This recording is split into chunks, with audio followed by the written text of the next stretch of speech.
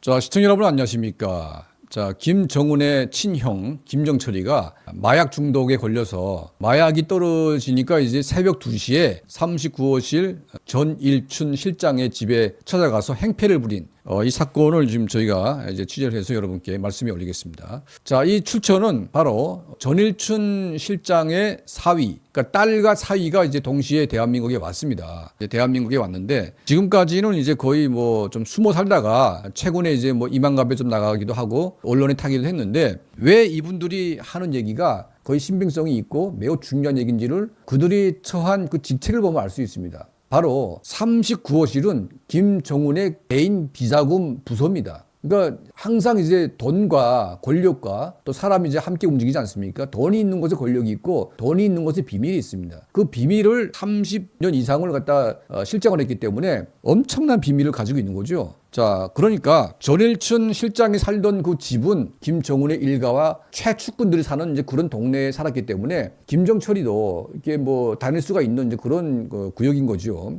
자, 어느 날 새벽 2시에 누군가 와가지고 문을 막 두드리면서 행패를 부리는데 보니까 김정일의 아들입니다. 김정철이 장남이죠. 마약에 취해가지고 막 두드리면서 마약 돈을 내놓으라고 막 행패를 부립니다. 그러니까 문 닫고 응대를 안 했고 그 다음에 돌아갔는데 그 다음 날에 그 아버지 김정일에게 이 사실을 보고했더니 아버지가 굉장히 얼굴이 어두워지면서 말을 이제 하지 않았다. 그리고 이제 김정철이가 마약에 중독됐다는 사실을 이제 외부에 새지 않게 하기 위해서 굉장히 신경을 쓰는 이제 그런 모습을 봤다고 합니다. 그러니까 뭐 몇 년만 입을 막으면 그거 알 수는 없는 겁니다. 그러니까 뭐 김정철이가 마약을 했는지 뭐 했는지 누가 합니까? 자, 그리고 이제 우리가 이제 늘 얘기했는데 김여정이도 이제 마약쟁이다 이렇게 저희가 그 단정하고 진단을 내린 적이 있습니다. 왜냐하면 김여정이가 그 아버지 엄마는 전부 다 살집이 좋아요. 고영이도 그렇고 김정일도 그렇고 살이 찌는 스타일입니다. 그런데 애를 낳고도 바싹 말라가지고 특히 얼굴이 해골바가지처럼 창백합니다. 그리고 이제 얼굴이 막 죽어가지고 시커멓게 막 있는데 북한에서 마약을 좀 많이 좀 다뤄보거나 마약쟁이를 봤던 많은 다수의 사람들이 김여정이의 얼굴을 보면서 전 분명 마약한 얼굴이다 이렇게 지금 진단을 하고 있습니다. 그러니까 김여정이도 굉장히 몸이 아프고 뭔가 이제 문제가 있습니다. 그때마다 마약으로 막 이렇게 하는 것 같고 또 국가적인 중요 행사를 할 때마다 그 마약을 하면서 이제 몸을 이렇게 빨빨하게 하는 것이 아닌가 하는 이제 그런 이제 의심을 가지는데 자, 분명한 것은 김정철이는 마약 중독이었고 그것도 이제 마지막 단계의 마약 중독자. 그래서 김정철이가 후계자로 선정되는 과정에 아웃되는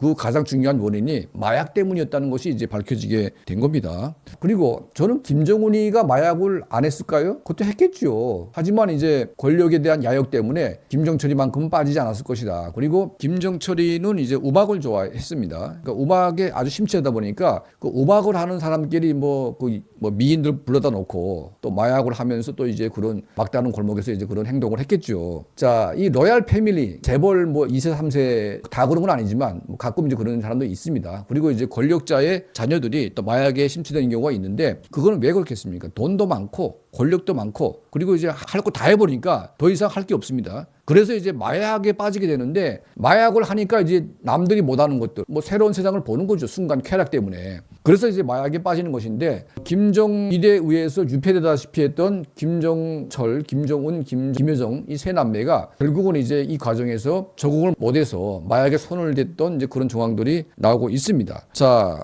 이런 내용 말고도 이 책에 또 상당히 중요한 내용들이 많이 붙어 있습니다. 그러니까 39호실 실장하게 되면 북한의 뭐 날아가는 새도 떨어뜨리는 그런 엄청난 권력자입니다. 그런데 이분이 수십 년간을 그 자리에 있었던 것은 부정부패를 하지 않았다는 겁니다. 돈을 일전도 안 먹었다는 얘기죠. 2019년도에 심장 뭐 스텐스 수술을 해가지고 물러나게 됐는데 거의 막 집이 그냥 완전히 한심한 집에다가 감자에다가 무슨 뭐 이런 걸 배급을 했답니다. 그러니까 이제 그 39호실 실장의 집에 이사간 집에 가보니까 그 아들하고 딸이 너무나 경악스러워가지고 어떻게 이럴 수가 있냐 이거죠. 그러니까 부정부패하지 않고서는 깨끗하게 살던 사람들은 결국은 이제 완전 거짓걸로 내몰리는 그런 일이 이제 벌어지게 된 겁니다. 그래서 이제 지금 탈북자가 많이 왔어요. 거의 탈북자가 많이 왔는데 거의 탈북자 가운데 김정은에게 근접으로 접근했던 사람들은 누가 있을까? 옛날에 김정일의 처조카였던 이한영이라고 있는데 이한영 씨가 이제 최초로 대동강 로얄 패밀리라는 책을 썼습니다. 그때 이제 김정일이가 열받아가지고 결국은 이제 암살까지 했는데 그 책 이후에 일본인 요리사 후지모토 겐지 거의 김정일하고 같이 뭐 사우나도 가고 뭐 여러 사생활을 막 같이 공유했습니다. 이 책이 두 번째 책이고 바로 세 번째가 로얄 패밀리의 깊숙한 내용을 그래도 이제 말할 수 있는 책이 바로 이 유현우 대사가 쓴 책 이름이 김정은의 숨겨진 비밀 군보라는 책입니다. 우리 구독자 여러분들도 북한에 관한 또 관심이 있고 또 북한을 제대로 알려면 이 책을 반드시 한번 읽으면 참 좋을 것 같습니다. 자, 저도 한번 이 책을 다시 한번 봐가지고 제가 그동안 알아왔던 정보와 또 이 책의 내용과 일치되는 부분들 다시 한번 저희가 정리해가지고 또 한번 방송을 하겠습니다. 자, 저희 채널을 항상 시청해주시고 도움을 주시는 우리 모든 분들께 진심으로 감사드립니다.